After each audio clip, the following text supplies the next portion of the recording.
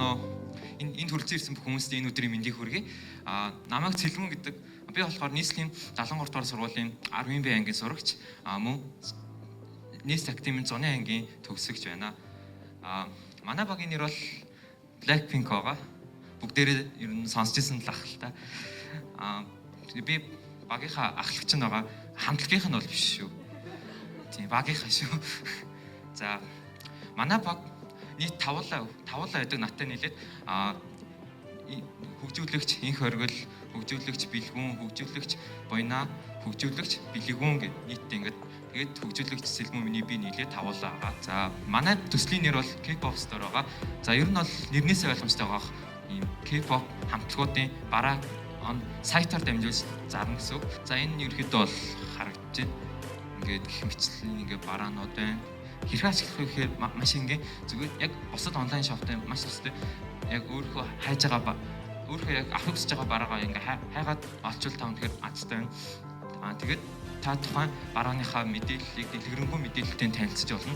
Хэрэв бүр үнэхээр яг авахыг хүсэх юм бол яг үндсэн дэлгүүрийн эзэнтэй Facebook юм уу Instagram-аар холбогдож одоо хүрээлт дээр авах уу эсвэл яг дэлгүүрт нь очиад авах уу гэдгээ мэдээж олно гэсэн үг.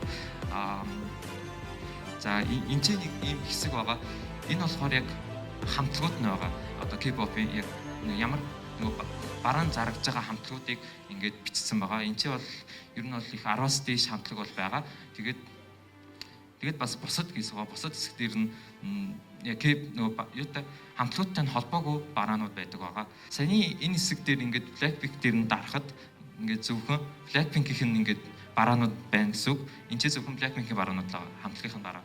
Хэрвээ саяны зэснээс BTS-ээс авах юм бол одоо ингээд BTS-ийн зөвхөн ингээд бараанууд гэх мэтлэн ингээд хамтлагуудын барааг ингээд тус нь хуваарлцсан ингээд та тэгээд өөрийнхөө дуртай хамтлагийнхаа бараануудыг ингээд харж олно гэсэн үг. За тэгээд хэрвээ мэдээллийн уншина гэвэл та зүгээр тухайн бараан дээр л дарчаад ингээд нэр тухайн барааны нэр, үн, зураг тэгээд дэлгэрэнгүй мэдээлэл материал ч юм уу арьцмаар гэх мэт тиймэрхүү мэдээллүүдийг авч болох байгаа. За тэгээд нэмэлт хоёр хэсэг байгаа. Тэр нь юу гэхээр энэ бол холбоо барих хэсэг байгаа. Энэ яадаг вэ гэхээр яг манай яг жинхэнэ дэлгүүрийн байршлыг ингээд Google Map дээр ингээд гаргаад ирсэн. Тэгээд доор нь эн чинь ингээд хаягийн текст маягаар бичсэн байгаа. Тэгээд эн чинь болохоор сошиал хэсэг буюу яг нөгөө Facebook-ийн пэйж, тэгээд Instagram пэйж нь байгаа гэсэн үг. Тэгээд дараад тийшээ зочлоод танилцж олно гэсэн үг. За тэгээд бас бидний тухай гэсэн хэсэг ба. Энд чинь болохоор яг тухайн дэлгүүрээс түгээмэл асуудаг асуултууд тэгээд яг дэлгүүрийн яг дэлгэрэнгүй мэдээлэл зүйлс байгаа. Одоо жишээ нь энэ чинь хүргэлт яаж хийгддэг, орон нутгийн илгээмж гэх мэт тэгээд цагийн хуваар тэгээд цайлга ирэх хугацаа гэх мэт ингээд мэдээллүүд байгаа. Хоёр зорилготой байгаа. Тэр нь нэг нь юу вэ гэхээр манай багийн нэг гишүүний найз охин нь яг саяны дэлгүүрийг ажилуулдаг Facebook Messenger, Facebook, Instagram-аар дамжуулж яг ажилуулдаг байгаа. Тэгээд харин яг манай багийн гишүүн хэлсэн байхгүй ингээд нөгөө бэлэг барих гадаа гэдэг ингээд сайт бөөнөр ингээд нийлээ хийчихээ гэдэг яг ийм гоё сайт яг нэг асуудал тулгардаг гэсэн.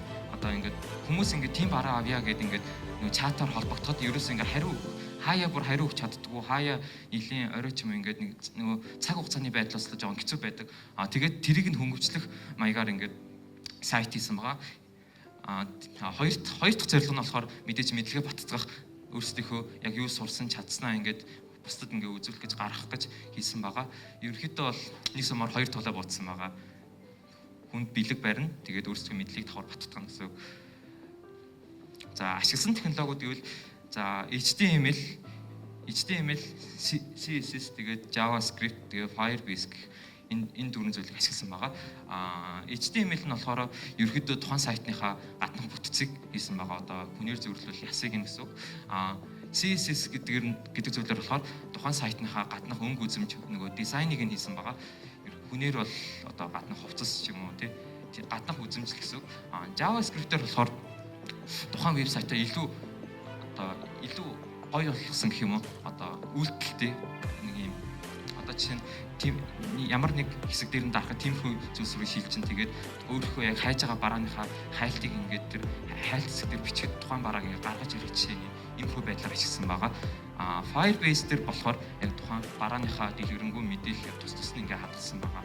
Код бичгэд бол яг үндэ асуудал бол тэмцэх тулгараагүй. Харин баг дотроо их асуудал тулгарсан.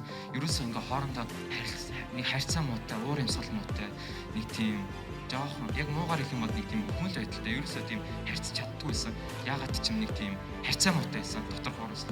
Тэгээд харин үүнийг хэрхэн шийдсэн бэ гэхээр бид нар ерөөхдөө яг би бинтэйгээ ерөөсөө ярилцаж үзээгүй юм билээ. Яг ингээд тусдаа ингээд нэг нэгээр ингээд суугаад ингээд одоо баг алчтаа ингээд ярилцаж ерөөсөө үзээгүй юм билээ. Тэгээд ерөөхдөө яг тиймэрхүү харилцаа муутай байдалтай бараг нэг 3 хоног явсан. Яг 2-7 хоног, 3 хоног гэдэг бол маш их хугацаа.